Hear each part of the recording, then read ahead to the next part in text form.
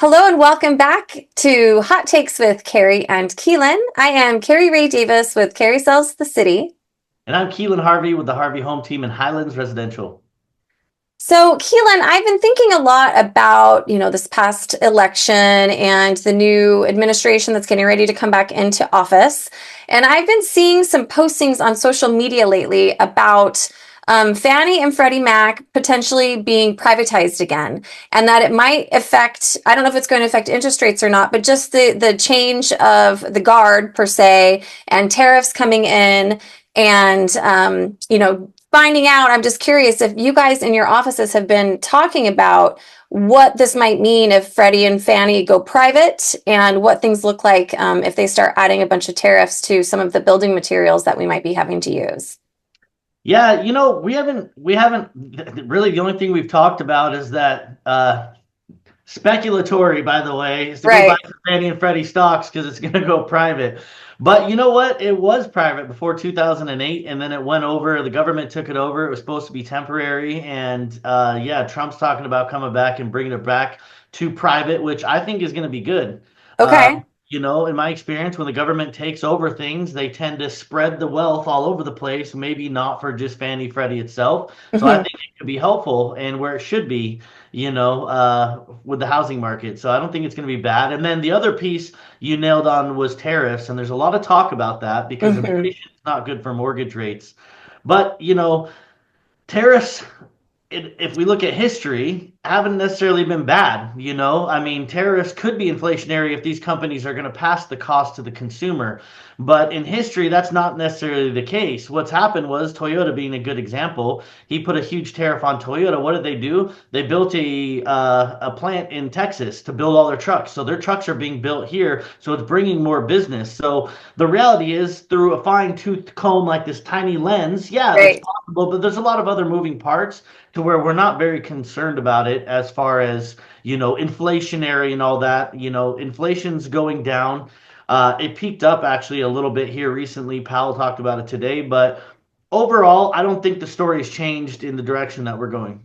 Okay. Because I just, that's the thing is so many people are only getting information off of social media. And I just happened to see a post this morning knowing that you and I were going to talk. And I'm like, I want to ask you about that just to get your thoughts.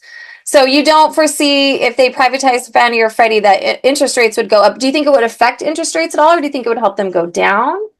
No, I mean, interest rates are very dependent upon all the factors. I think the biggest one right now being jobs. Right. And in fact, we got a big jobs report coming out here on Friday. I believe this is going to come out on Friday, right, Gary? So today, Today. It today, yeah, there's a hasn't jobs come out yet, right? hasn't come out yet. Yeah, there's a jobs report coming out. That's going to be big. And in fact, they're not expecting it to be good for mortgage rates, meaning jobs are going to exceed expectations. Powell today talked about today being Thursday. We're doing this on Thursday. If you didn't catch on, we're gonna but yeah, he talked about it today, and he thinks that the economy is doing a little bit better than they thought. They're talking about a 100 basis point cut this year. He's thinking maybe down it back to 75 over the year, and a decent chance of a 25 basis point cut in December. Okay. These are the things that we're really interested. It's more of a balancing of the economy than. Am I concerned about Fannie, Freddie? The bigger concern, tariffs, inflation, it's the bigger picture overall that we need Right. to be concerned about and how it's affecting the economy and what they're going to do about it to address it, right? So, Well, I just know that for so long we've been like, hoping interest rates are going to come down, and I'm starting to wonder if that hope of ours is not going to be as, fruitful as we wanted it to be. Like maybe we're kind of hovering in those sixes and that's where we're going to stay for a while. Granted, we've been there already, right? We've been in the sixes for the last, 2 years practically, I feel like. yeah. Granted, they've gone up and they've come down. But it's interesting with all of this going on because I even feel, inventory is really, really low right now. I know a lot of listing agents are sitting on their listings. They're not even going to plan to launch a listing until January because usually January can get kind of hot or very hot, I should say, and everything, skyrockets. But it's just interesting because you've got all these other factors happening, and it's always good to be able to talk to you about what you think. So, Well, interesting you hit it on the head because let's be real here. Over this last like 2 years, if the jobs report actually came out with real data, I mean, every job report we had for the year, they adjusted by 100,000 after the headline came out. So if you imagine if that was real data, we'd maybe even already in the fives right now, which is mhm. really bizarre. I don't know why that they did what they did. All of a sudden, 800,000 jobs swiped under the table. Like, Do oops, you know what just kind of jobs those are when you hear about it? yeah, leisure, hospitality, Okay. government, a lot of these type of jobs. There's talk of seasonal positions, which can be double counted because of people working from home now. So it's interesting, like the dynamics, and it's hard to believe that our data is so bad, really, in the Well, United States. And like, I have a you question know, about that. Do you think it's because people might have two jobs? Maybe people are getting second jobs to kind of make ends meet. Is that also well, potentially there's talk of double counting jobs okay? because of being in different states because they work mobile. Like, Mm, there's a lot of flawed data is the reality. It's right, not great data, which and then also nobody expected, a couple $1 trillion to be spent on wars and everything else, regardless of how you feel about it. When you spend money in the government, it's inflationary. right. So high interest rates have been perpetuated much longer than we thought. And you're right. It could take longer just based on everything that's happening now. But at the end of the day, they got to get back to a neutral rate. We're still inflationary right now. It's still something like it's over 2% inflation right now, 2.8, something like that. So, the Fed's fund rate is like high fours. They got to get to, some would say 3% to be in a neutral rate. So Okay, they're going to have to bring it down to a neutral state eventually.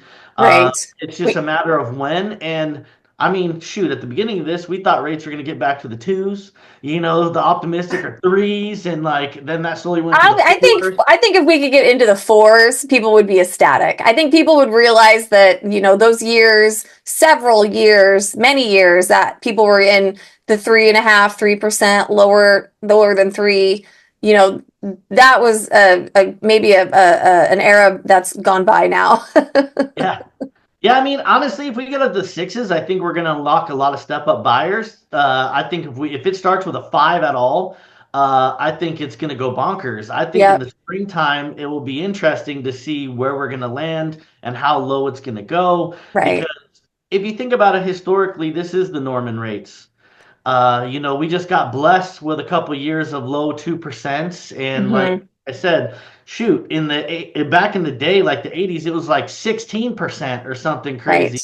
But Yeah, the economy was going nuts there, and I do see some fragility in the economy. So it's a really weird, tiptoey type of market where right. everything is on extra like alert per se. The I market like that. I like reacting. that tiptoey type of like thought, that visualization, because I agree with you. It's very fragile based Yeah. on if somebody sneezes too hard, it might blow over. Yeah. Yeah, yeah. Jobs report, inflation, and it's like rates are going Yeah, shoo, shoo, shoo, shoo, like all over the place. right. So, but generally speaking, you do hear the doom and gloom. You go on social media, you get on your TikToks, like it's always the world's going to explode and doom and gloom. But real estate's extremely healthy. And it's impossible to be the 2008 right now. I hear a lot of people talking about like BlackRock and these companies, privatized companies that own all this real estate. Hmm. It's like 0.1%, some ridiculously small fraction. Even if they unloaded what they have, it's not going to affect the market in any way. People have a boatload of equity. Like people are sitting on something like 40% equity in their homes. They're all qualified for their mortgages. Uh, Right.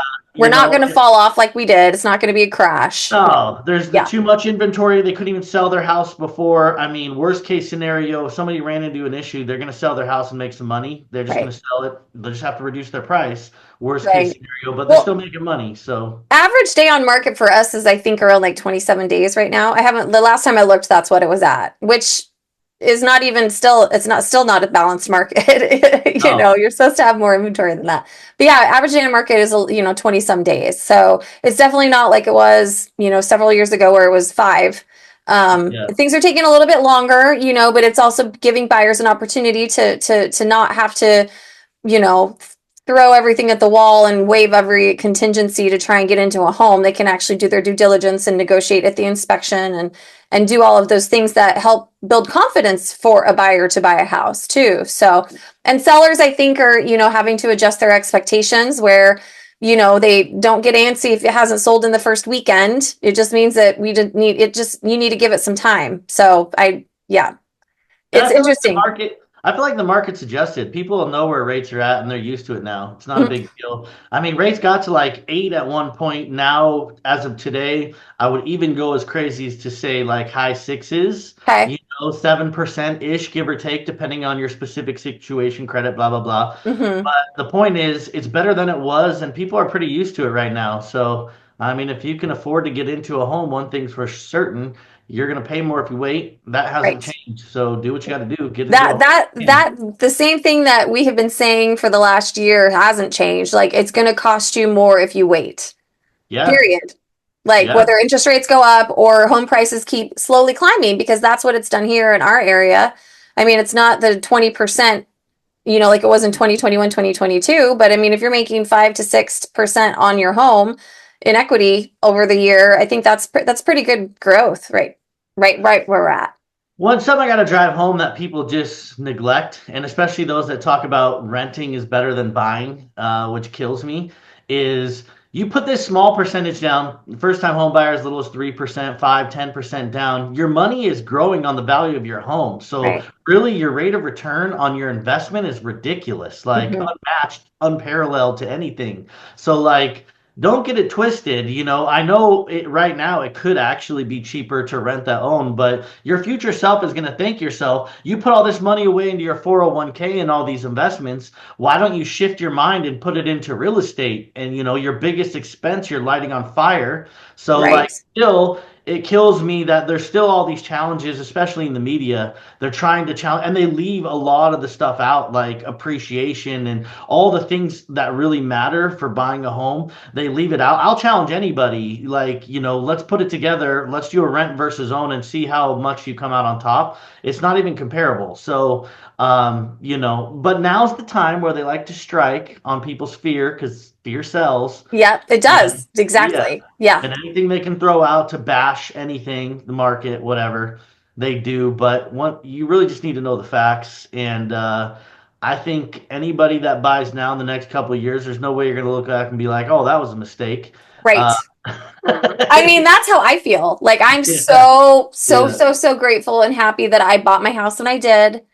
I think about if I hadn't done it, like I might still be renting. And then I might be one of these people that's like, oh, interest rates are high or whatever my excuse is. And I'm just so glad that I saved up and I worked hard and I found a house that I loved that, can grow for me and that I can be happy in for several years and upgrade a little bit and force the appreciation. I mean, it's just, I'm grateful. And I want to be able to do that for other people. All the people that we've done that for, I love changing people's lives because it is such a huge deal to get into your own home or, I've got friends that have bought houses and they were afraid to do an upgrade of a specific friend, she ended up residing her house and she's like, oh my gosh, Kari, I'm so glad I made that investment because she was going to do an interior like bathroom remodel because she's like, oh, well, I'll enjoy that more.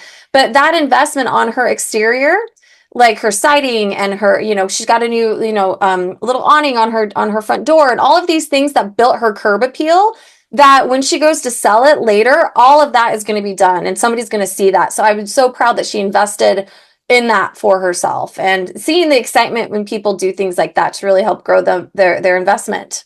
So I want And us to be then able to help more people. So if any of you out there are interested in talking with Keelan and I, data trumps ignorance. So if you want to make sure that you are getting as much information and education as you can and don't take people's words for it, make sure you talk to people that are qualified to inform you of what your options are.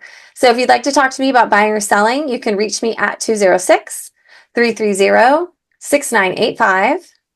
Or you can reach me at 206-321-4941. I'd be happy to run through all the data for you. Yeah. So make sure you keep Keelan and I in your thoughts and call us first. Absolutely. All right. Have a good one, everybody. Everybody.